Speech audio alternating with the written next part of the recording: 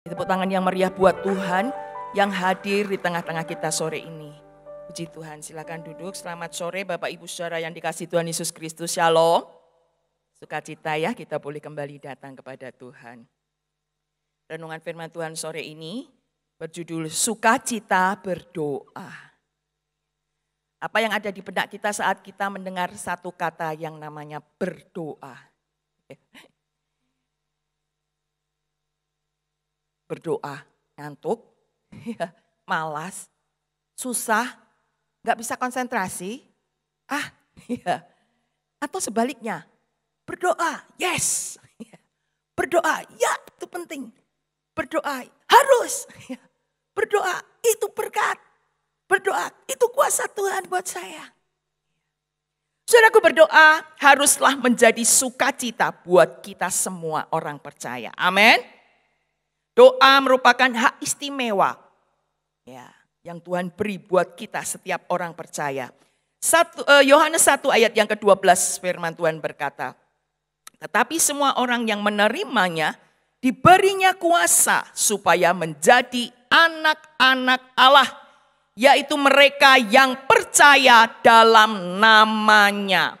Semua orang yang percaya Yesus Tuhan ngalamin kelahiran baru, ya. Firman Tuhan berkata, semua mereka diberi kuasa supaya menjadi anak-anak Allah. Diberi hak untuk menjadi anak-anak Allah. Apapun situasi kondisi Anda, apapun pergumulan masalah Anda hari ini, ya. Siapa yang percaya Yesus Tuhan, mereka diberi kuasa untuk menjadi anak-anak Allah. Diberi hak untuk mengalami, untuk menikmati kasih sayang Allah, kebaikan Allah, kemurahan Allah, kehebatan kuasa dan keadilannya buat hidup setiap kita. Siapa mereka? Mereka yang percaya dalam namanya. Dan lebih daripada itu, apa? Diberi hak untuk datang menghampiri, dekat, intim, untuk bersekutu dengan Allah sendiri. Ya, kekristenan adalah hubungan. Kematian Kristus di atas kayu salib tidaklah hanya untuk menyelamatkan kita dari api neraka dan maut.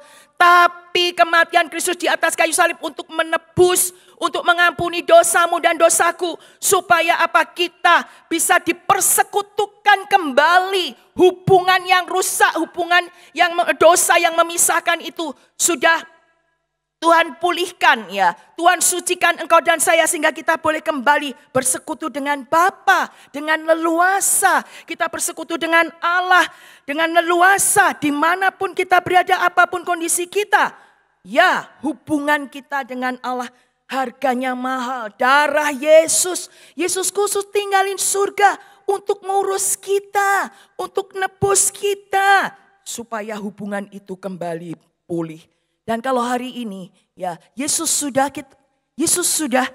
memulihkan hubungan itu. Apa sih respon kita sebagai orang-orang yang sudah diselamatkan dan kita diciptakan untuk bersekutu dengan Allah. Kita diciptakan serupa dengan gambar Allah supaya kita bisa bersekutu dengannya. Hatinya merindukan engkau. Apakah hati kita merindukan dia? Ya. Kekristenan adalah hubungan. Mari Bapak Ibu, kita menjadi anak-anak Allah yang punya hubungan yang dekat dan intim dengan Tuhan. Amin saudara. Bangun itu dalam hidup kita. Ya, melalui apa? Berdoa, datang, mendekat, menghampiri Allah kita, Tuhan kita. Yesus mengajarkan bagaimana berdoa. Ya, klik Matius 6 ayat yang ke-6 firman Tuhan berkata, jika engkau berdoa, masuklah ke dalam kamarmu, tutuplah pintu dan berdoalah kepada Bapamu yang ada di tempat tersembunyi, maka Bapamu yang melihat yang tersembunyi akan membalasnya kepadamu. Yesus mengajarkan kepada murid-muridnya tentang bagaimana berdoa. Berdoa bukan asal, bukan iseng, tapi berdoa harus dilakukan dengan sengaja. Berdoa harus dilakukan dengan sungguh-sungguh, kusuk. Ya, masuk dalam kamar, tutup pintu, ya, tinggalkan HP di luar. Ya, kalau sekarang kusuk ya. Tuhan mau kita kusuk masuk kamar, tutup pintu. Kita sendiri dengan Tuhan. Berdoa kepada Bapa yang ada di tempat yang tersembunyi. Dia enggak terlihat oleh kita, tapi dia ada. Dia melihat, Bapamu melihat yang tersembunyi dan akan membalasnya kepadamu. Ini bicara apa? Kekusukan. Ya enggak ada yang mengganggu. Konsentrasi kita bisa fokus dengan Tuhan. Hubungan kita dengan Kristus berangkat dari satu titik ini. Menyediakan waktu untuk sendiri. Menyediakan tempat untuk sendirian dengan Tuhan. Klik. Ya. Ini bicara apa? Hubungan yang dibangun secara berkualitas. Setiap anak Tuhan harus punya waktu dan tempat untuk sendirian dengan Tuhan. Tidak berarti nanti setelah ini harus bangun ruangan sendiri untuk berdoa, enggak. Tapi di mana kita ada kamar khusus, kamar tempat tidur kita, kamar kerja, atau kita khusus dengan Tuhan sendirian. Ya. Dengan kekasih kita, dengan pasangan kita, kita punya ruang khusus untuk kita berintimasi, untuk kita bersekutu ya. Dengan kekasih kita, dengan anak-anak ada di ruang keluarga. Tapi bagaimana dengan Tuhan? Adakah waktu dan tempat untuk khusus sendirian dengan Tuhan? Yesus mau untuk kita ngalamin ini. Karena ada apa? Ada sukacitanya tersendiri.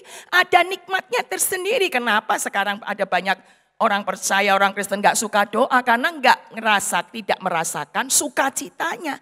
Tidak merasakan nikmatnya. Karena apa? Gak ada waktu dan ruang yang khusus untuk menikmati hubungan dengan Bapa. Oleh sebab itu ayo siapkan waktu. Siapkan tempat untuk sendirian dengan Tuhan dan pastikan HP-nya ditinggal atau dimatiin supaya enggak tang-ting-tung ya, mengganggu konsentrasi kita. Yesus saja, Yesus punya waktu. Yesus punya tempat yang khusus untuk berdoa. Klik. Pagi-pagi, hari masih gelap. Yesus sudah bangun dan pergi keluar. Kemana dia? Yesus pergi keluar. Kemana? Ke tempat yang sunyi. Loh, bukannya pagi-pagi itu sunyi. Ini bicara apa? Betul-betul satu tempat yang khusus. Ya. Untuk betul-betul kusuk dengan Bapa di surga. Ke tempat yang sunyi untuk apa? Berdoa. Wow. Ya. Luar biasa ya hubungan ini dibangun. Ya. Di tengah Yesus semakin tersiar kabar tentang ya kehebatan Yesus, banyak orang datang ya kepadanya, ada banyak orang datang untuk mendengarkan dia, untuk minta disembuhkan dari penyakitnya. Orang pada datang mencari Yesus. Tapi apa yang Yesus lakukan? Firman Tuhan katakan, tetapi ia mengundurkan diri. Kemana? Ke tempat-tempat yang sunyi. Dan apa? Berdoa. Sementara dicari orang. Sementara dinantikan orang, diharapkan orang.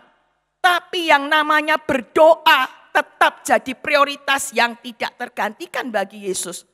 Banyak dicari orang. Tapi tetap dia mengundurkan diri. Untuk apa? Ke tempat-tempat yang sunyi. Nah ini loh Bapak Ibu.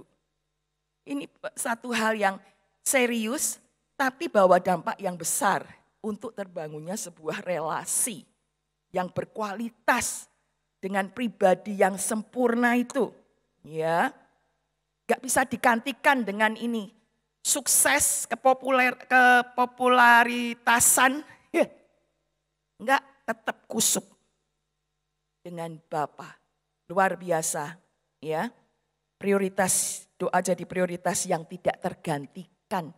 Dengan kenikmatan, kesibukan, apapun. Ya. Billy Graham dalam sebuah bukunya, dia menulis sebuah kisah di mana ada seorang direktur dari sebuah perusahaan. Dia berpesan kepada sekretarisnya, maaf jangan ganggu saya mempunyai pertemuan penting dan jangan ada orang ganggu saya. Dia berkata seperti itu. Dan tidak lama kemudian pimpinan dewan dari perusahaan itu datang dan mencari Pak Direktur ini. Dan seperti pesan yang sudah disampaikan, sekretaris ini berkata, maaf Pak, Pak Direktur sedang ada pertemuan penting, tidak bisa diganggu. Dan pimpinan dewan ini marah, pertemuan apa pagi-pagi gini, pertemuan penting. Dia buka pintunya dan kemudian dia masuk dan dia kaget karena dia lihat Pak Direktur sedang berlutut dan sedang berdoa. Kemudian dia pelan-pelan mundur dan menutup pintu itu dan bertanya kepada si sekretarisnya, apakah itu yang biasa dia lakukan? Iya betul Pak, pantas. Pagi ini pun aku datang kepada dia untuk minta nasihat. Ternyata dia sebelum melakukan sesuatu, dia datang kepada bos di atas segala bos untuk minta nasihat. Saya minta nasihat sama dia minta nasihat sama Tuhan. Jadi Bapak Ibu, ya, doa merupakan pertemuan penting. Pertemuan penting, ucapkan bersama. 2, 3. 1, 2, 3.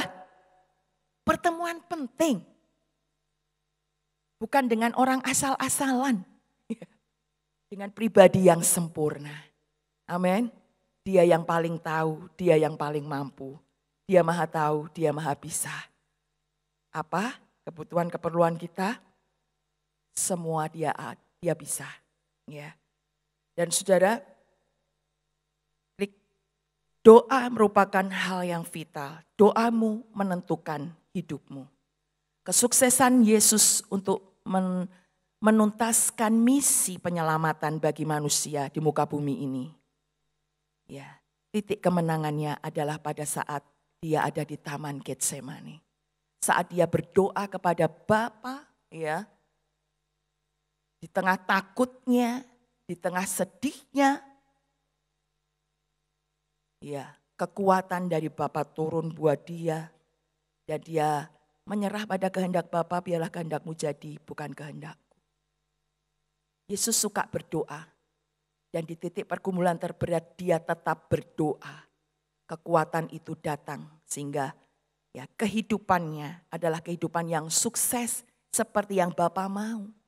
Saudara, engkau dan saya, apapun profesi pekerjaan Anda, tanggung jawab Anda dan saya. Keberhasilan kita bukan semata-mata karena banyak berkat yang ada dan kita miliki. Tapi sudahkah kita menjadi seperti yang Tuhan mau? Buat hidup kita, sudahkah kita menjadi rekan sekerja Tuhan? Sudahkah kita diselamatkan untuk menyelamatkan? Ya, Bapak Ibu, doamu menentukan hidupmu. Bagi Yesus, doa menjadi sukacita. Bagi Yesus, doa adalah kebutuhan dan bukan sekedar kewajiban. Doa adalah kebutuhan, ucapan bersama. 2, 3, doa adalah kebutuhan. Apa sih sukacitanya berdoa? Ya, kembali kepada Matius 6 ayat yang ke-6. Jika engkau berdoa, masuklah ke dalam kamarmu, tutup pintu dan berdoa kepada Bapamu di tempat yang tersembunyi. Dan kata-kata berikutnya, berdoa kepada Bapamu di tempat yang tersembunyi itu, Bapamu yang melihat yang tersembunyi akan membalasnya kepadamu. Jadi saudara, kita tidak bisa melihat Tuhan, tapi Tuhan bisa lihat kita. Jadi doa tidak pernah sia-sia. Karena Tuhan melihat, ucapkan 2, 3, Tuhan melihat. Ya. Tuhan melihat yang tersembunyi. Orang gak lihat, Tuhan lihat. Dan Tuhan justru melihat sampai ke dalam ke dasar hati kita. Ayat yang lain dikatakan, Yakobus 4 ayat yang ke-4, mendekatlah kepada Allah dan Ia akan mendekat kepadamu. Tuhan tidak hanya melihat, tapi Tuhan akan respon kepada Anda. Saat Anda mendekat kepada Allah, Ia akan mendekat kepadamu. Mantap gak saudara? Ya, kita datang mendekat, Tuhan juga mendekat sama kita. Oleh sebab itu, orang-orang yang berdoa, ya, jangan meremehkan hal ini. Kita menghampiri Tuhan, Tuhan menghampiri kita. Nah, kalau Tuhan menghampiri kita, siapa yang nyingkir dari kita? Ya, iblis, setan dengan dedengkotnya akan ngacir saat Tuhan dekat sama kita. setan iblis ngacir nyingkir dari kita. Amin Bapak Ibu. Iya. Jadi nggak main-main ini. Datang sama Tuhan, berdoa itu connect dengan Tuhan yang maha kuasa. Ya, yang maha bisa. Connect dengan surga. Ya, saudara, nggak main-main. Ya, klik. Ayat yang lain juga dikatakan Tuhan dekat pada setiap orang yang berseru padanya, pada setiap orang yang berseru dalam kesetiaan. Tuhan dekat, jadi jangan takut. Tuhan dekat, ucapkan 2, 3. Tuhan dekat, berseru dalam kesetiaan. Ya. John Ramirez, seorang hamba Tuhan yang dulunya dia mantan penyembah setan. Ya. Dia bekerja sama dengan setan, sepak terjangnya dengan menggunakan kuasa setan. Dia menyerukan dalam bukunya, hei orang-orang percaya, bangkit, semangat, berdoalah, berdoalah. Berdoa secara pribadi, berdoa secara bersama-sama. Ayo berdoa, berdoa, berdoa, giat berdoa. Why, mengapa? Iya, karena ya, dia berkata beberapa hal. Kuasa satanisme bekerja dengan efektif ketika orang-orang percaya tidak memiliki jam-jam doa. Jadi setan bekerja dengan leluasa, bisa bekerja dengan leluasa, bergerak dengan leluasa ya dalam kehidupan orang-orang percaya yang tidak memiliki jam-jam doa. Jadi saudara, ya. Dia bisa mengambil posisi dan melawan orang-orang Kristen yang tidak berdoa. Dia dapat menguasai dan dapat mengalahkan mereka. Iya. Setan sedang membabi buta. Tuhan sudah mau datang. Ya saudara. Tapi sebaliknya dia berkata bahwa saat orang Kristen berdoa, mereka itu menghentikan rencana-rencana jahatnya. Jadi dengan doa kita bisa menghentikan pekerjaan kuasa setan, kuasa jahat dalam hidup kita. Dia juga berkata doanya orang percaya itu seperti pukulan yang keras. Ya, melawan, menyerang, ya, menghancurkan. Dan doa ini bukan hanya pertahanan tapi menjadi penyerangan dalam peperangan rohani. Saudara, ayo berdoa, berdoa, berdoa. Kasih tahu kanan kirinya, ayo berdoa, berdoa, berdoa. Karena waktu berdoa, Tuhan mendekat sama kita. Ya, klik berikutnya. Tidak hanya itu, saudara, Tuhan melihat dan merespon. Kita renungkan sejenak tentang bagaimana Yesus merespon orang-orang yang merindukan dan mengharapkan pribadinya. Bartimius merasakan respon yang mantap dari Tuhan Yesus. Waktu dia dengar Yesus lewat, dia berseru, ya, dia memohon belas kasihan Yesus. Tapi apa responnya orang-orang di sekitar? Ya, respon orang di sekitar memarahi dia, menegur dia dan menyuruh dia diam. Diam. Ngapain lu teriak-teriak? Padahal dia itu sedang butuh pertolongan. Dia pingin bisa melihat ada Yesus. Ini respon orang-orang. Tapi bagaimana dengan respon Yesus yang dia teriakin, dia berseru, ya. Yesus berhenti. Dan Yesus minta untuk memanggil dia, si Bartimius ini. Dan apa yang Yesus bilang? Yesus berkata, apa yang kau kehendaki supaya aku perbuat bagimu? Ini loh, pribadinya Yesus ini luar biasa ya. Sementara orang lain menegur, diam. Tapi Yesus itu mau berhenti dan mau, apa yang kamu perlu dari aku? Rabuni, aku mau supaya bisa melihat. Pergilah, imanmu menyelamatkan engkau. Seketika itu juga matanya melihat. Saudara, Bartimius ngalamin respon yang ya, mantep abis. Ya, waktu orang-orang membawa anak-anak kepada Yesus dengan harapan Yesus akan menumpangkan tangan dan kemudian Yesus mendoakan anak-anak, Ya, justru murid-muridnya Yesus ini memarahi orang-orang itu. Tapi apa kata Yesus? Ya, biarkanlah mereka datang kepadaku, jangan menghalang-halangi mereka. Anak-anak yang mau dibawa datang sama Yesus. Yesus juga respon loh. Ya, siapapun yang mau datang, Yesus merespon dengan baik. Saudara mau ngalamin ini? Respon dari pribadi yang sempurna. Sakius cuman pengen lihat Yesus loh saudara. Cuman pengen lihat doang, gak ngapa-ngapain, gak seperti Bartimius loh. Ya, gak seperti Bartimius, gak seperti anak-anak ya yang minta menghadapkan tumpang tangan. Cuman pengen lihat doang. Tapi karena badannya pendek dia gak bisa lihat. Karena banyaknya orang dia gak berhasil melihat Yesus. Tapi dia luar biasa. Dia gak putus asa panjat pohon ara. Supaya apa? Cuman untuk bisa lihat Yesus. Cuman gitu aja loh. Tapi apa respon Yesus? Waktu Yesus lewat, Yesus lihat ke atas. Sakius, turun. Aku harus menumpang di rumah. Gak, siapa nyangka? Siapa yang mengira? Cuma mau lihat. Dia malah mau datang ke rumah. Loh saudara, ini loh.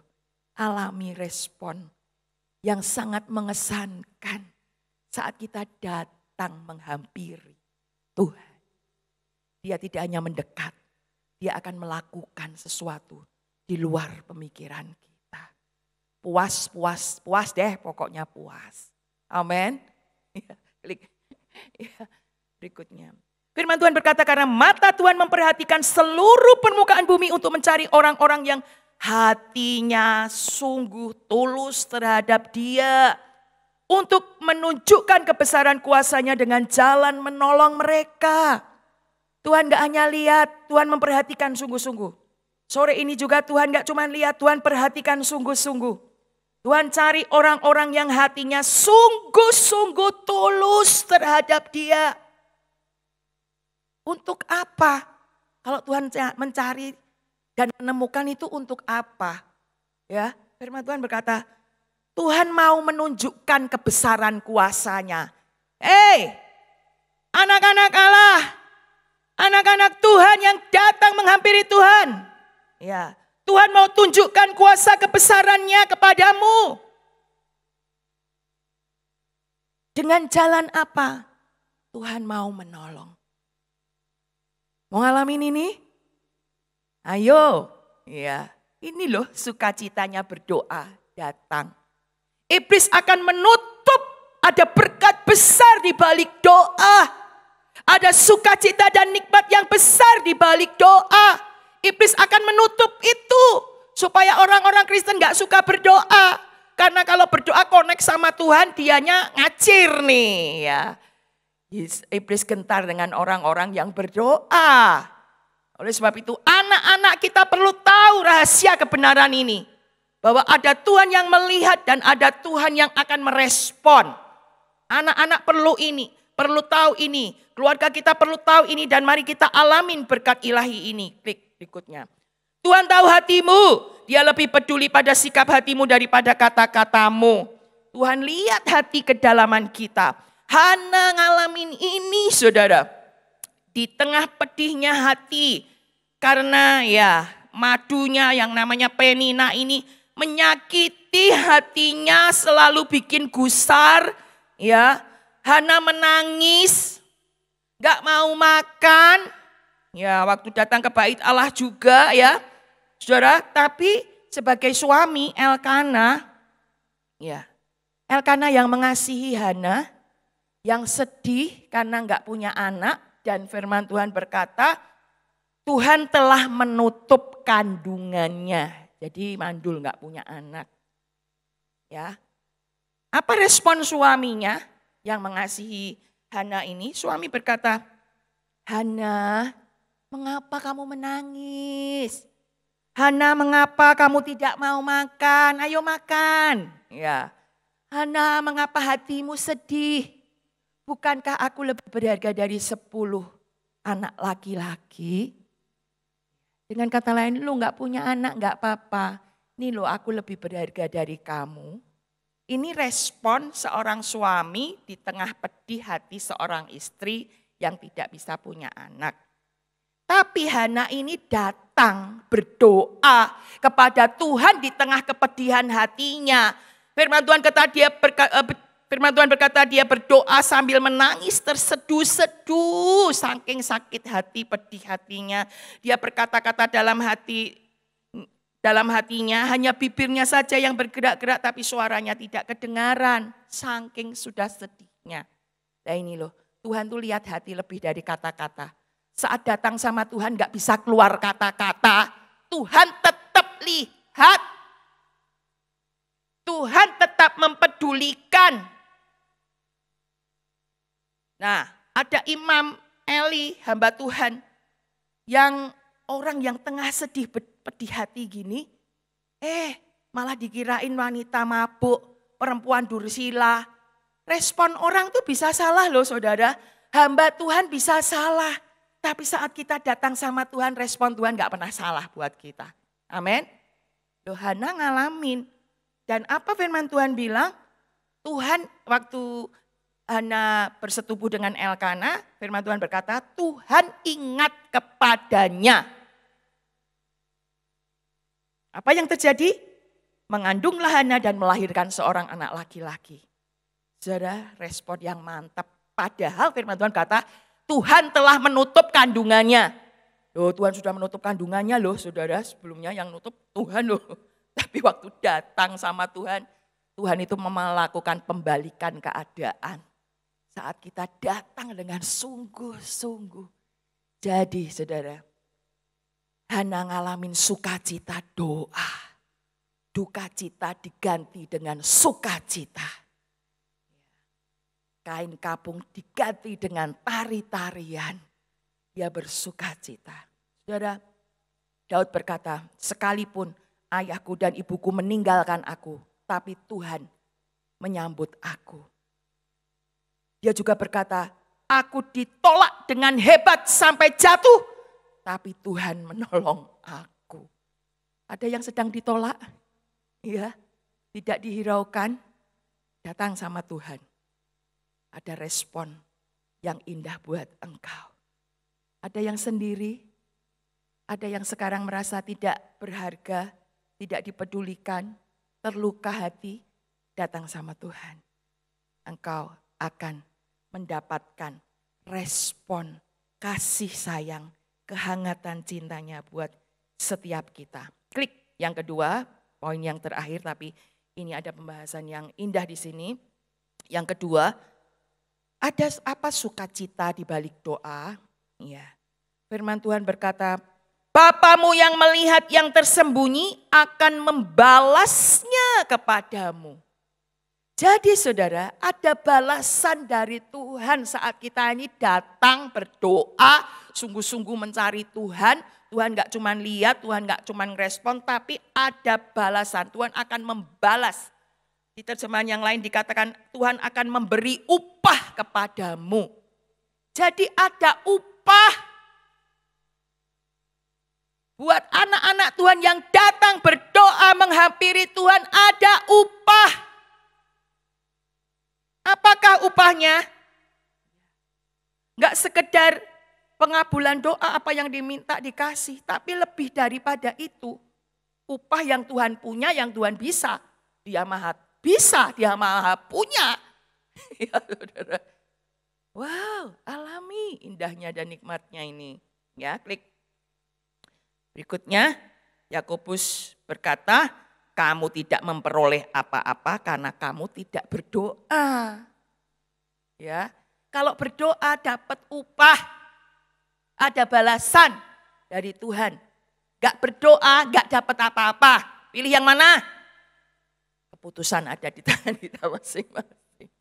Sehingga ada yang berkata banyak doa, banyak berkat. Sedikit berdoa, sedikit berkat. Gak berdoa, gak ada berkat. Hei, anak-anak Tuhan, ayo kembali berdoa, semangat. Ya, hampiri Tuhan, connect dengan Dia. Ya. Klik.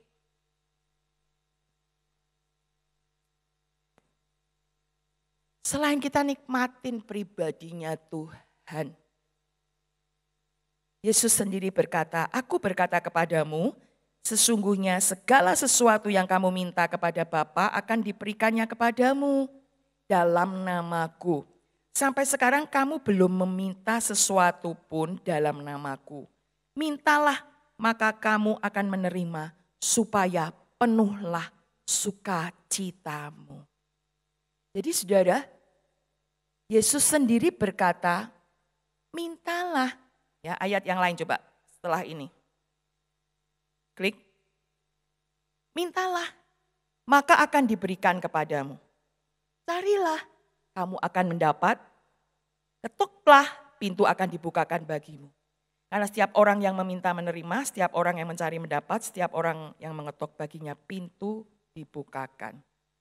Kembali ke yang ayat yang tadi. Jadi saudara, minta. Datang sama Tuhan minta. Doa bukan berarti ya kita ini mengeksploitasi Tuhan untuk ya cuma nolongin kita doang. Enggak, tapi ya wong kita sebagai anak, dia sebagai bapak. Dia berkata minta. Minta ini adalah hak anak-anak Allah. Minta. Tuhan bilang minta, bukan saya. Ya, kembali ke ayat yang tadi, sorry. Minta. Apa yang kamu minta akan diberikan dalam namaku. Sampai sekarang kamu belum minta. Kamu belum minta sesuatu pun dalam namaku. Mintalah supaya penuhlah sukacitamu. Jadi di dalam doa ini ada sukacita. Apa sukacita kita? Kita ngalamin pengabulan doa. Minta, menerima. Minta, menerima. Ucapan 2, 3. Minta, menerima. Ini yang Yesus katakan. Supaya penuh sukacitamu. Jadi anak-anak Tuhan penuh sukacitanya.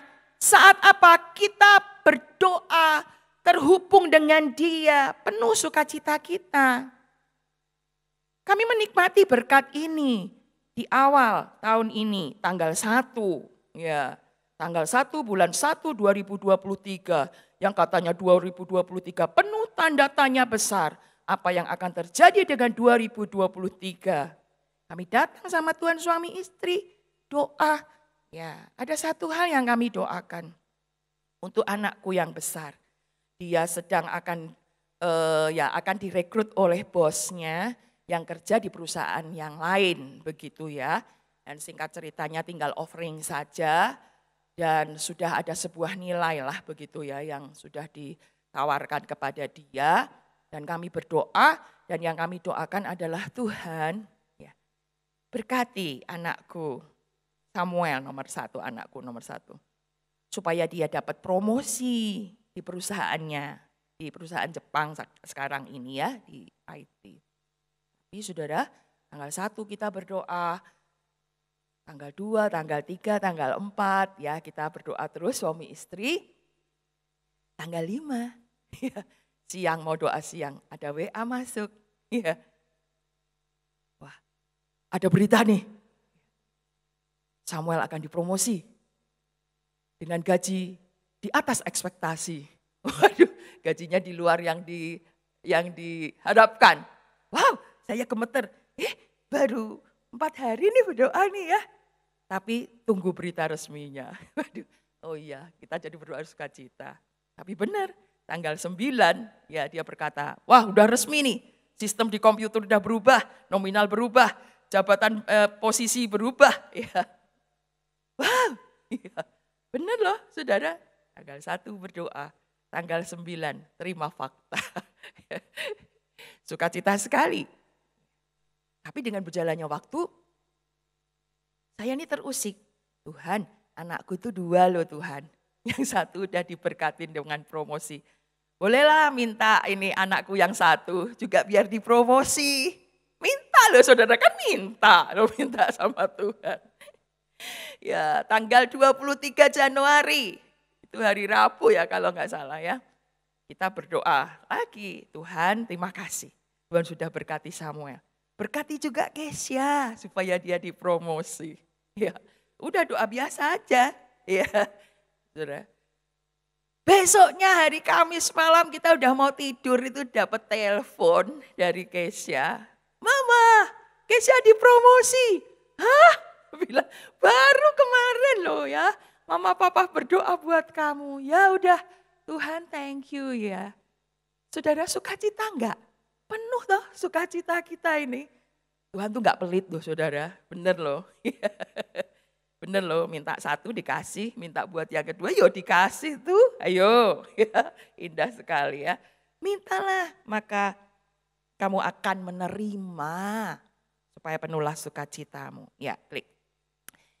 Saudara, di luar itu, saudara tidak hanya minta berkat, itu mah kecil, terlalu kecil buat Tuhan, buat kita. Tapi ayo, minta sesuatu yang lebih dari itu. Salomo. Ini ya, dia ngalamin pengalaman doa yang luar biasa. Satu hari, ya Tuhan itu datang kepadanya lewat mimpi dan Tuhan itu tanya kepada Salomo. Ya, boleh dibantu ditayangkan 1 Raja-Raja 3 ayat yang ke-5. Tuhan berfirman seperti ini, mintalah apa yang hendak kuberikan kepadamu. Salomo, lu mau minta apa? Ya, Tuhan tanya. Nah, apa kata Salomo? Salomo berkata, ya Tuhan aku ini masih sangat muda, aku belum berpengalaman. Ya, aku berada di tengah-tengah umatmu yang sangat besar dan tidak terhitung banyaknya ini. Maka berikanlah kepadaku, kepada hambamu ini, hati yang faham untuk menimbang perkara, untuk menghakimi umatmu dan dapat membedakan antara yang baik dan yang jahat. Ditanya sama Tuhan. Lu mau minta apa? Lah ini saudara, jangan asal minta. Mintalah yang ya ini, cerdik cerdas. Salomo ini minta hati yang paham menimbang perkara. Hati yang penuh pengertian ya, supaya bisa memimpin umat dengan baik.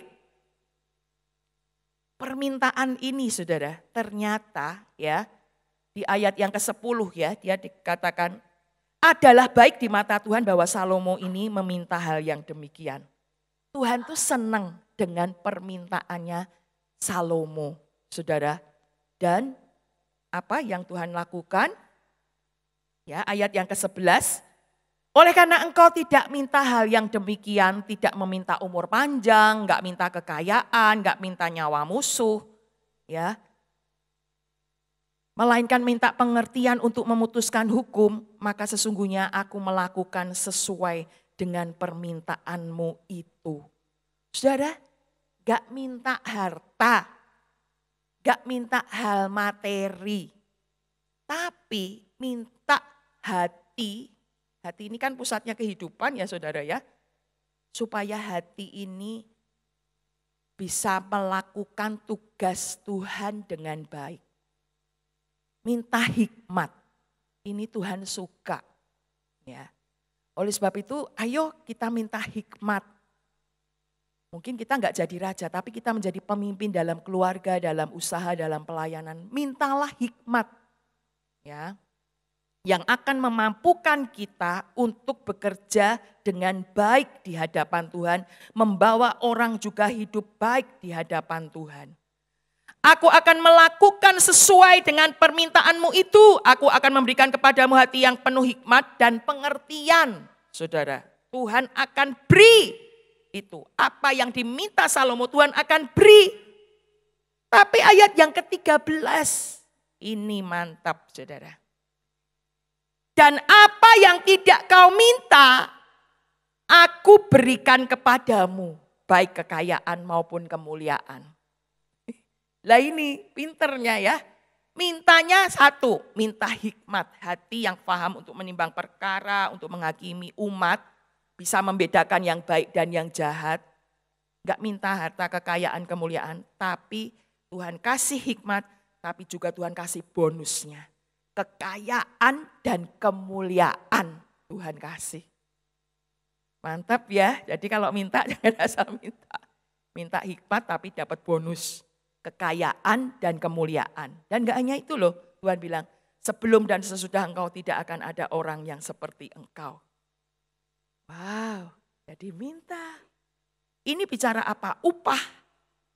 Upah doa. Gak hanya pengabulan doa, tapi ada lebih daripada itu. Mau ngalamin saudara? Iya. Kita punya hak yang sama dengan Salomo untuk kita ngalamin sukacitanya doa. Iya. Nah, saya mengajak saudara-saudara juga nggak cuma minta hikmat sama Tuhan, yang Tuhan pasti akan kasih itu kalau kita minta dengan sungguh-sungguh dan tidak dengan bimbang hati. Mintalah Roh Kudus, saudara.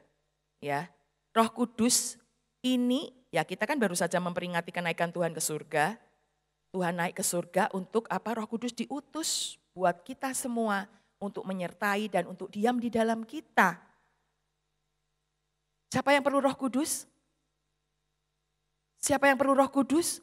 Dia adalah pribadi Tuhan sendiri yang akan menyertai, memimpin engkau dan menghibur engkau dan saya, ya. Yang akan diam di dalam engkau dan saya. Roh Kudus datang, dapat Roh Kudus, kehidupan berubah. Berkat dan kuasa Tuhan mengalir terjadi dalam hidup kita. Itu yang dialami oleh Petrus, saudara, ya. Di dalam Lukas pasal yang ke-11 ayat yang ke-13 firman Tuhan katakan, bisa ditayangkan, ia akan memberikan Roh Kudus kepada mereka yang meminta kepadanya. Ayo, jangan cuma minta berkat, minta Roh Kudus kepada ia akan memberikan Roh Kudus kepada mereka yang meminta kepadanya. Kamu enggak akan memperoleh apa-apa karena kamu tidak meminta. Ayo minta Roh Kudus. Datang memenuhi, kita dibaptis dengan Roh Kudus. Selasa, Rabu, Kamis, 3 hari spesial disediakan buat kita anak-anak Tuhan. Ayo datang jam 6 malam, sudah tutup toko, cepat-cepat mandi. Makan, ayo datang. Untuk kita datang kepada Tuhan, minta Roh Kudus. Dan firman Tuhan katakan, ia akan memberikan Roh Kudus kepada mereka yang meminta kepadanya. Engkau akan menjadi suami yang dipenuhi dengan Roh Kudus, istri yang dipenuhi dengan Roh Kudus, keluarga yang dipenuhi dengan Roh Kudus, dan gereja ini menjadi gereja yang penuh dengan Roh Kudus, bergerak dalam pimpinan Roh Kudus dan kuasa Roh Kudus. Amin, saudara. Ya, Petrus orang biasa jadi orang luar biasa karena apa? Roh Kudus ada dalam hidupnya. Roh Kudus mengajari dia, Roh Kudus mengurapi dia, mengubahkan dia. Si penyangkal ini sekarang menjadi orang yang berani mati untuk Yesus. Kesaksiannya hebat, membangun gereja di mana-mana. Engkau dan saya perlu Roh Kudus. Ya, tidak hanya untuk masalah kita, tapi biarlah hidup kita menjadi mitra kerja, rekan sekerja Allah di muka bumi ini, saudara. Kita diselamatkan untuk menyelamatkan. Dan selain itu, minta hikmat, minta Roh Kudus, dan satu lagi, saudara. Ayo, jemaat GPI Tentapel. Minta jiwa-jiwa. Amin, saudara. Minta jiwa-jiwa. Kok diem ya? Minta jiwa-jiwa. Ucapkan sama 2, 3. Minta jiwa-jiwa. Karena Tuhan mati gak hanya untuk engkau dan saya. Tetangga kita, pegawai kita, teman saudara kita, Tasikmalaya perlu diselamatkan bagi Tuhan. Dan GPI Tentara Pelajar sudah diberkati Tuhan dengan lahan yang luas. Dan semakin luas ada lapangan parkir yang sudah Tuhan sediakan. Gereja ini harus berkembang ke sana ya, ke kiri dan ke belakang. Untuk apa? Jiwa-jiwa. Minta jiwa-jiwa Tuhan kirim ke gereja ini. Amin, saudara. Tuhan mau pakai gereja ini jadi lumbung penuaian jiwa-jiwa di kota ini. Bahkan orang di luar kota Tuhan kirim datang ke tempat ini. Aku sudah menyaksikan itu dan ya, aku percaya Tuhan akan terus bekerja. Ibadah mau selesai ada orang datang. Hampiri saya. Minta untuk dijelaskan tentang Isa Al-Masih. Ibu, saya sudah 3 kali datang ke gereja ini, Bu. Saya lihat kiri kanan, saya mau bicara dengan siapa, saya mau tanya dengan siapa. Saya takut, Bu. Tapi waktu saya masuk pintu, saya lihat ibu, hatiku klik. Bicara dengan ibu ini. Dan hatiku mau tanya sama ibu tentang Isa Al-Masih. Hari itu juga saya jelaskan tentang Isa Al-Masih. Dia cerita dengan menangis terseduh-seduh karena Yesus mendatangi dia, saudara. Wow, Tuhan bisa kirim loh orang datang ke sini. Saya nggak nyari dia, dia datang. Ketemu saya katanya klik dengan saya. Hatiku minta jiwa-jiwa Tuhan pertemukan di sini. Saudara, hari itu juga dilayani untuk terima Tuhan Yesus. dan sekarang sudah dibaptis ya di luar kota. Sementara ibadah ini juga Tuhan kirim orang yang belum percaya Yesus. Katanya dia 3 hari sholat tahajud. Dia mau datang ke sebuah gereja. Dan dia berkata, kalau aku datang ke gereja pertama yang aku datangin, biarlah Tuhan bicara sama aku kalau aku memang harus jadi pengikut Injil. Itu katanya dia, karena saya sempat ngobrol ya dengan dia langsung. Dan waktu aku datang di ibadah 2, istrinya Pak Wahyudi lagi khotbah, katanya dia berkata. Dan ibu berkata, akulah jalan kebenaran dan hidup, Yohanes 14. Dan aku terjawab dengan apa yang ibu sampaikan. Jadi saudara, sekarang sudah dibaptis orangnya. Tepuk tangan dulu buat Tuhan. Tuhan mau pakai gereja ini, Tuhan kirim. Coba orang bisa datang ke sini, kalau enggak Tuhan siapa? Coba orang bisa datang ke sini sendiri. Dan dia memutuskan, terkonfirmasi bahwa ya Tuhan Yesus adalah Tuhan yang hidup. Enggak hanya itu, ada cerita yang lain lagi saudara. Tapi waktunya singkat. Jadi saya mau katakan, Tuhan pakai saya, Tuhan juga mau pakai saudara semua. Kita berdoa keliling 15 mobil kemarin untuk merebut jiwa-jiwa di kota Tasik ini. Biar gereja ini dipercaya Tuhan menjadi jiwa-jiwa baru datang ke gereja ini. Minta jiwa-jiwa. 1, 2, 3. Tetanggamu didoakan. Saudaramu yang belum percaya didoakan. Tuhan kirim dengan caranya. Amin. Ya itu pesanku ya saudara. Ya berikutnya sedikit lagi. Taat. Untuk ngalamin sukacita kita dalam doa. Berdoalah. Hiduplah kita hidup sebagai anak-anak Tuhan. Hiduplah sebagai orang-orang yang taat saudara. Ya anak Allah sudah tinggalkan dosa. Hidup lama ditinggalkan. Jalurnya udah jalur beda. Jalurnya kudus, taat. Anak Allah tunduk pada hukum Allah. Anak Allah ya taat tunduk kepada hukum kerajaan Allah. Akan ngalamin berkat kerajaan itu. Ya, dosa sudah enggak ranahnya lagi. Taat engkau akan menerima. Firman Tuhan katakan. Firman Tuhan tinggal di dalam kamu, kamu tinggal dalam firman-Ku. Mintalah apa saja yang kamu kehendaki. Daniel seorang pendoa. Dia kusuk dengan doanya. 3 kali sehari dia berdoa di kamar atasnya. Dia berlutut memuji Tuhan. Tapi enggak hanya itu. Firman Tuhan katakan dia punya ketetapan hati. Punya komitmen untuk tidak menajiskan diri. Dan ini Tuhan hormati saudara. Ya, keputusan ini. Mari kita menjadi pendoa yang hidup ya punya ketetapan hati untuk tidak menajiskan diri, untuk taat. Itulah sebabnya semua yang enggak taat itu menghalangi doa. Saudaraku, ya bisa disambung berikutnya. Penghalang doa. Jadi niat jahat dalam hati, firman Tuhan katakan tentulah Tuhan tidak mau mendengar. Jadi kalau kita datang sama Tuhan, minta ampun untuk dosa kita lebih dulu. Minta disucikan. Ya, tapi jangan berbuat dosa lagi. Ya. Minta disucikan, minta ampun, Tuhan akan mengampuni dan menyucikan. Sebab segala dosa dan segala kejahatan adalah pemisah antara kamu dengan Tuhan. Oleh sebab itu supaya kita connect. Bereskan hati di hadapan Tuhan lebih dulu. Kebencian, ampuni orang-orang yang orang-orang yang melukai, menyakiti kita, ampuni supaya kita on dengan Tuhan. Ya, enggak ada penghalangnya. Klik berikutnya. Dan juga ada satu pesan nih bicara tentang penghalang doa untuk suami-suami. Hiduplah bijaksana dengan istrimu. Hormatilah dia sebagai teman pewaris supaya doamu jangan terhalang. Ya, klik berikutnya. Satu lagi. Dan kalau kita datang sama Tuhan, pastikan kita sungguh-sungguh percaya. Tanpa iman tidak mungkin orang berkenan kepada Allah. Barang siapa berpaling kepada Allah, ia harus percaya bahwa Allah ada. Jadi saat kita datang kepada Tuhan, kita percaya bahwa Tuhan ada buat kita. Dan apa? Dia ada, dia mau, dia mampu untuk menolong kita. Ya, dan Allah akan memberi upah. Ini ayat ini berkata lagi. Allah memberi upah kepada orang yang sungguh-sungguh mencari Dia. Dan Yesus kembali berkata, apa saja yang kamu minta, percayalah bahwa kamu telah menerima. Jadi iman, percaya kita kepada Tuhan itu tidak hanya yang biasa kita pikirkan adalah ya sudah pokoknya percaya sama Tuhan ya. Tuhan menolong, Tuhan menyembuhkan, Tuhan memberkati. Tuhan akan menolong, Tuhan akan memberkati, akan. Tapi ini bicara bukan akan, saudara. Harus percaya bahwa kamu telah menerima. Jadi sementara kita doa itu kita perlu percaya bahwa kita telah menerima apa yang kita doakan. Bisa enggak, saudara? Iya. Sakit masih panas nih, tapi harus percaya bahwa Tuhan telah memberikan itu buat kita. Bisa enggak? Kondisi masih belum berubah, tapi percaya bahwa Tuhan telah memberikan itu, kita sudah menerima. Bisa enggak? Ya, Tuhan berkata, maka hal itu akan diberikan kepadamu.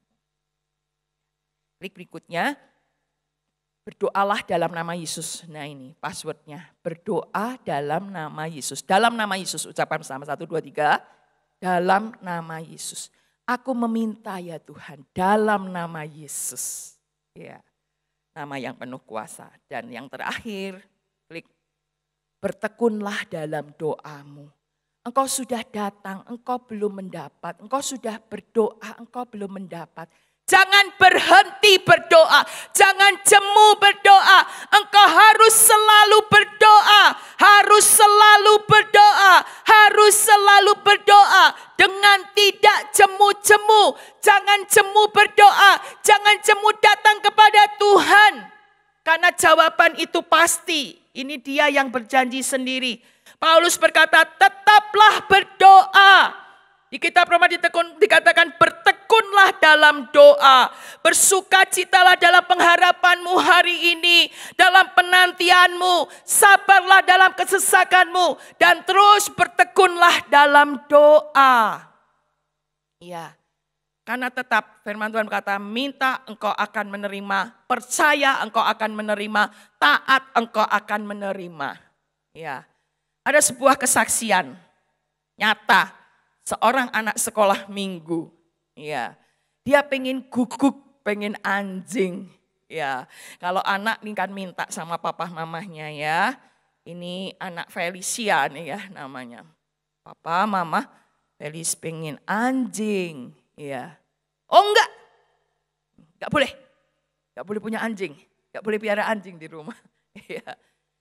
Terus oh gitu, ya. Apa yang anak ini lakukan? Dia berdoa sama Tuhan. Tuhan Yesus, Felicia pengen anjing. Ya. Kemudian dengan berjalannya waktu, dia lihat gambar atau lihat buku begitu ya. Ada anjing-anjing yang lucu gitu ya. Dia gemes. Dia ngomong lagi sama mama papanya. Mama papa, Felis pengen anjing. Ya. Apa jawaban mama papa? Oh no, enggak boleh. Oh enggak boleh. Anak ini apa yang dia lakukan? Pinter nih anak. Datang lagi sama Tuhan. Dia berdoa. Tuhan Yesus, Felicia pengen anjing, pengen lucu nih anjingnya nih, lucu nih. Papa gak boleh Tuhan, minta anjing. Kali anak ini. Dan pinternya lagi ya, besoknya dia mau ulang tahun. Wah, dia punya akal nih. Minta lagi sama mama papanya. Barangkali kalau buat hadiah, pasti dikasih nih ya. Papa, mama besok Felis ulang tahun. Kasihlah anjing jadi kadonya. Gak minta yang lain-lain. Oh no, tidak. Ya, tetap enggak loh saudara. Tapi gimana nih sama anaknya ya. Ya doa sama Tuhan, doa lagi. Tuhan besok Felicia ulang tahun. Minta hadiah anjing ya Tuhan. Tuhan dengar enggak saudara? Minta terus tuh, Tuhan kasih enggak? Hari ulang tahun itu ya, ada teman mamahnya yang tiba-tiba tuh bisa ingat. Sama ini anak pengen punya anjing. Jadi tiba-tiba dia bilang, kirim ke mamahnya ya anjingnya. Ini loh, aku ingatnya anak kamu kan pengen anjing ya. Nih buat anak kamu. Padahal mamanya tuh gak kontak dia, gak ada yang kontak dia. Saudara, dikirimlah anjing itu ke rumah. Waktu pulang sekolah, si anak ini kaget. Wow, ada anjing, ada guguk nih. Mama ya yang beli ya? Oh enggak. Dari siapa mah? Dari Tuhan. Tuhan Coba saudara, anak ini ngalamin sukacita doa enggak saudara? Mama papa enggak boleh minta sama Tuhan, kok dikasih sama Tuhan, tepuk tangan buat Tuhan. Orang tua bisa respon yang beda, tapi Tuhan punya respon yang mengesankan. Datang sama Tuhan, ada sukacita doa, enggak hanya terberkati, tapi dipuaskan, puas pokoknya ya, datang sama Tuhan lewat doa. Felicia ngalamin sukacita doa, Hana ngalami sukacita doa, Salomo ngalami sukacita doa, Daniel ngalami sukacita doa, aku sendiri ngalami sukacita doa. Ayo anak-anak Tuhan, bangkit alami sukacita doa. Berdoa, bangkit, berdoa. Siapkan kamar untuk berdoa. Tinggalin handphonenya di luar. Kusuk sama Tuhan. Tuhan lihat, Tuhan merespon, Tuhan membalas, Tuhan memberi upah buat engkau. Tepuk tangan buat Tuhan kita. Mari kita bangkit berdiri bersama.